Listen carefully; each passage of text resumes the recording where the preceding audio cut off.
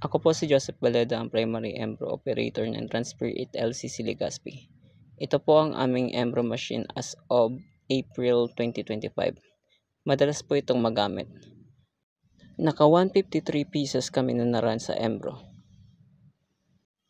Ito naman po ang monitor, USB port, needle bar,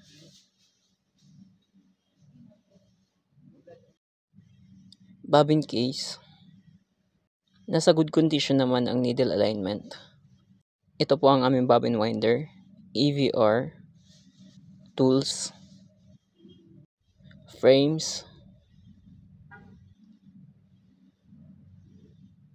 used and unused threads. Meron din po kami sa taas ng mga threads. Ito naman po ang aming pilon. Ito naman po ang aming embroidery monitoring. Updated naman po siya. Same lang po sa embroidery stocks.